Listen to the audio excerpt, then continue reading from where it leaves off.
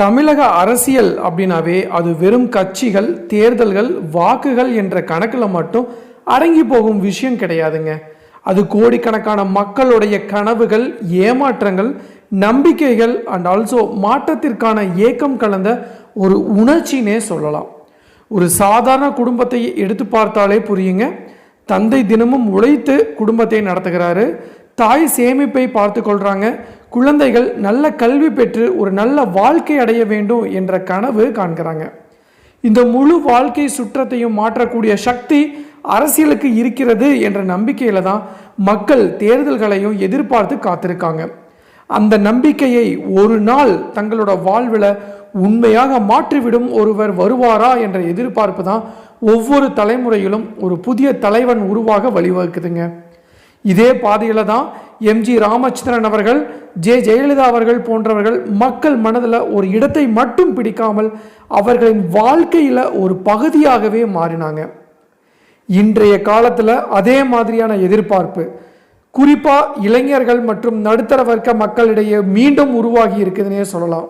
வேலைவாய்ப்பு குறைவு, அதிகரிக்கும் வாழ்க்கை செலவுகள் அண்ட் ஆல்சோ எதிர்காலம் குறித்த அச்சம், இவை சேர்ந்து ஒரு மாற்றம் வேண்டும் என்ற உணர்வை வலுப்படுத்தியிருக்குன்னே சொல்லலாம். அந்த உணர்வின் மையத்தில் தான் விஜய் என்ற பெயர் இப்போ அதிகமாக பேசப்படுது. இதே நேரத்தில் 2026 மே 4 அன்னைக்கு முதலமைச்சராக இவர் வருவார் என்ற ஜோதிட கணிப்பில் பிரபல ஜோதிடர் ஷெல்வி கூறியதாக பரவும் தகவல்கள் இந்த எதிர்பார்ப்பை இன்னும் தீவிரமாக மாற்றிருக்குன்னே சொல்லலாம்.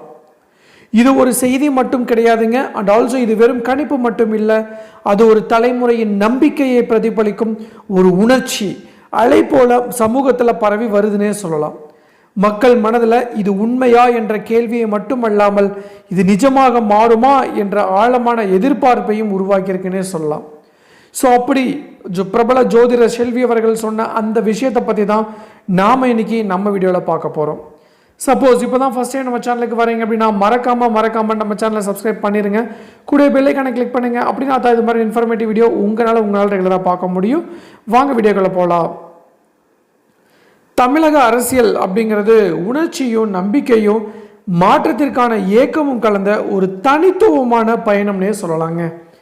இந்த மண்ணில் ஒரு தலைவன் உருவாகுவது வெறும் தேர்தல் வெற்றியால் மட்டும் தீர்மானிக்கப்படுவதில்லைங்க. அது மக்கள் மனதில் உருவாகும் நம்பிக்கையின் அளவால் தீர்மானிக்கப்படுதுன்னே சொல்லலாம்.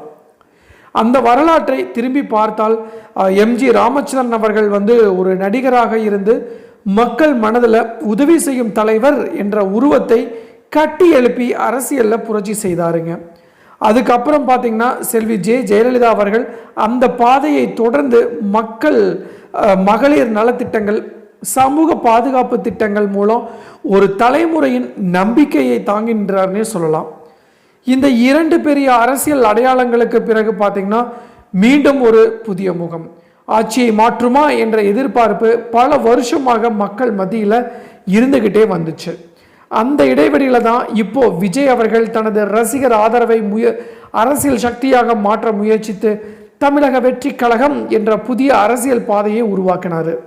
இன்றைய சூழ்நிலையில் சமூக ஊடகங்கள், இளைஞர்களின் மனநிலை, வேலைவாய்ப்பு பற்றாக்குறை, கல்வி செலவுகள், வாழ்க்கை சுமைகள், இதை எல்லாம் சேர்த்து புதிய தலைமுறை அரசியல் என்ற எண்ணத்தை நிச்சயமாக உருவாகியிருக்குங்க. கல்லூரி மாணவர்கள் கிட்ட கேட்டால் நீங்கள் யாருக்கு ஓட்டு போடுவீங்க அப்படின்னு கேட்டால் எல்லாருமே என்ன சொன்னாங்க அப்படின்னா, நான் தாவேக தலைவர் விஜய்க்கு தான் ஓட்டு போடுவேன் அப்படின்ட்டு சொல்லியிருக்காங்க. ஸோ எல்லாருமே ஒரு மாற்றத்தை எதிர்பார்த்து காத்திருக்காங்க. ஸோ அந்த மாற்றம் சமீபத்தில் நடந்த எலெக்ஷனில் முடிஞ்சுது. ஸோ இன்னும் ஓட்டு எண்ணும் பணி மே 4 அன்னைக்கு நடக்க போகுது. ஸோ எல்லாரும் என்ன சொல்கிறாங்க அப்படின்னா, மே 4 நிச்சயமாக உறுதியாக விஜய் அவர்கள் முதலமைச்சராக ஏறுவார், அரியானை ஏறுவார் அப்படின்ட்டு நிறைய பேர் சொல்லிட்டு இருக்காங்க.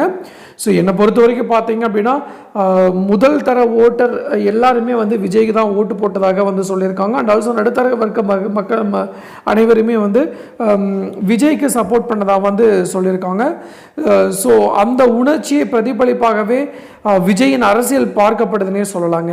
ஸோ இதே நேரத்தில் 2026 மே 4 அன்னைக்கு விஜய் கண்டிப்பாக முதலமைச்சராக வருவார் என்ற கணிப்பை பிரபல ஜோதிடர் ஷெல்வி கூறியதாக பரவும் தகவல்கள் வந்து மக்கள் மனசில் ஒரு வித்தியாசமான உற்சாகத்தை விவாதத்தையும் உருவாயிருக்குன்னே சொல்லலாங்க. ஸோ தமிழ்நாட்டில் ஜோதிடம் மற்றும் அரசியல் இடையே இருக்கும் இந்த உறவு புதுசுலாம் கிடையாதுங்க. பல தேர்தல்களில் கிரக நிலைகள், ராசி பலன்கள், திசை மாற்றங்கள் போன்றவை வந்து மிகவும் அதிகமாக பேசப்பட்டு வந்திருக்கு. ஆனால் ஒரு தலைவன் ஆட்சிக்கு வருவது ஜாதகத்தின் பலன்களாக மட்டும் முடிவாகாது. அது தரை மட்டத்தில் உருவாகும் நம்பிக்கை, கட்சியின் அமைப்பின் வலிமை, வாக்காளர்களின் எதிர்பார்ப்பு அண்ட் ஆல்சோ இன்னும் சொல்லணும் அப்படின்னா அரசியல் யுக்திகளின் மீது தான் நிற்குது அப்படின்னு சொன்னால் அது மிகையாகாது. ஸோ இதுக்கு ஒரு எக்ஸாம்பிள் சொல்லணும் அப்படின்னா ஒரு கேஸ் ஸ்டடி போல் பார்க்கும்போது எம்ஜிஆர் காலத்தில் மக்கள் பார்த்திங்கன்னா நேரடியாக நலத்திட்டங்களை அனுபவித்து அவரை வந்து ஆதரித்தாங்க. ஜெயலலிதா காலத்தில் பெண்கள் பாதுகாப்பு மற்றும் சமூக நலன் முக்கிய காரணமாக இருந்துச்சுங்க. இன்று அதே இடத்துல இளைஞர்களோட எதிர்காலம், வேலைவாய்ப்பு அண்ட் ஆல்சோ பொருளாதார நிலைத்தன்மை முக்கியமான அம்சங்களாகவே மாறியிருக்கு. ஸோ விஜய் தனது பேச்சுக்களில் கல்வி, வேலைவாய்ப்பு, ஊழல் எதிர்ப்பு அண்ட் ஆல்சோ நிர்வாக சீர்திருத்தம் போன்ற விஷயங்களை தொடர்ந்து முன்வச்சு பேசிட்டு வந்தார். இந்த புதிய தலைமுறை எதிர்பார்ப்புடன் இணையத்தினே சொல்லலாங்க. ஆனால் இதே நேரத்தில் Dravida Munnetra Kazhagam and also all India Anna Dravida Munnetra Kazhagam போன்ற பல வருஷமாக அனுபவம் கொண்ட கட்சிகள் வலுவான அமைப்பு, வாக்கு வங்கி அண்ட் ஆல்சோ நிர்வாக அனுபவம் ஆகியவற்றால் இன்னும் பெரிய சவாலாகவே இருக்குன்னே சொல்லலாம். ஸோ ஒரு புதிய கட்சி வெற்றி பெற வேண்டும்னா ரசிகர் ஆதரவு மட்டும் போதாதுங்க. கிராமம் முதல் நகரம் வரை வலுவான அமைப்பு, நிலையான கூட்டணிகள் அண்ட் ஆல்சோ மக்கள் பிரச்சனைகளை தெளிவான தீர்வுகள் ஆகியவை வந்து ரொம்ப ரொம்ப அவசியமாக பார்க்கப்படுது.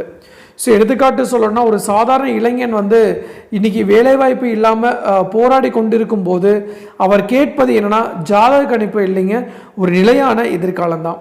ஒரு குடும்பம் மருத்துவ செலவால் கடனில் சிக்கி கொண்டிருக்கும் போது அவர்கள் எதிர்பார்ப்பது அரசியல் மாற்றம் அவர்களின் வாழ்க்கையில் உண்மையாக மாற்றுமா அப்படிங்கிறது தான்.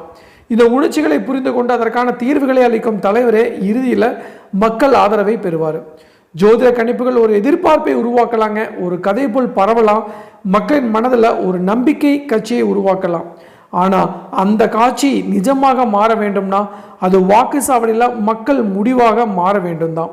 ஸோ தற்போதைய சூழலில் பார்த்தீங்க அப்படின்னா விஜய் உருவாக்கி இருக்கும் ஆதரவு ஒரு ஆரம்ப கட்ட அலை போல தான் இருக்குது. அது பெரு வெள்ளமாக மாறுமா அப்படிங்கிறது அவருடைய அரசியல் திட்டங்கள், கட்சியின் வளர்ச்சி அண்ட் ஆல்சோ மக்கள் மனதில் உருவாகும் நம்பிக்கை ஆகியவற்றின் மீது தான் அமையும் அப்படின்னு வந்து எதிர்பார்க்கலாம். ஸோ மே 4, 2026 முதலமைச்சர் என்ற கூற்று ஒரு ஜோதிட கணிப்பாக இருக்கலாம். ஆனால் அந்த நாளில் யார் ஆட்சியில் இருப்பார்கள் அப்படின்னு தீர்மானிப்பது ஒரு ஜாதகம் மட்டும் இல்லைங்க, தமிழக மக்களுடைய வாக்கும் கூட. அவர்கள் நம்பிக்கையும் அவர்களின் எதிர்காலத்தை மாற்றும் சக்தியில் அவர்கள் எடுக்கும் முடிவும் தாங்க. ஸோ இறுதியாக பார்க்கப்பட வேண்டும் அப்படின்னா அரசியல் வரலாறு தமிழ்நாட்டில் பார்த்தீங்கன்னா எம்ஜி ராமச்சந்திரன் மற்றும் ஜெயலலிதா போன்ற தலைவர்கள் வெற்றி பெற்றது ஜோதிட கணிப்புகளால் மட்டும் இல்லைங்க, அவர்கள் மக்கள் வாழ்க்கையில் நேரடியாக தொடரும் மாற்றங்களை உருவாக்கியதால் தான். அதே மாதிரி தான் இன்றைய சூழ்நிலையிலும் இறுதி முடிவை தீர்மானிப்பது கிரக நிலை மட்டும் இல்லை, வாக்குச்சாவடியில் நிற்கும் ஒரு சாதாரண மனிதனின் முடிவு தான். ஒரு இளைஞன் தனது எதிர்காலத்திற்காக, ஒரு விவசாயி தனது வாழ்க்கைக்காக, ஒரு குடும்பம் தனது நிம்மதிக்காக எடுக்கும் அந்த ஒரு வாக்கே ஆட்சியை தீர்மானிக்கும் ஒரு மிகப்பெரிய சக்தி. அந்த வாக்கில் உருவாகும் நம்பிக்கை யாரை உயர்த்துகிறதோ அவர்தான் நாளைய தலைவராக மாறுவாருங்க. அதனால தான் இந்த கணிப்பு அப்படிங்கிறது ஒரு ஆரம்ப அலை மட்டுமே, அது உண்மையான வெற்றியாக மாறுமா என்பதை நிர்ணயிப்பது தமிழக மக்களின் நம்பிக்கையும் அவர்களுடைய தீர்மானம்தான்.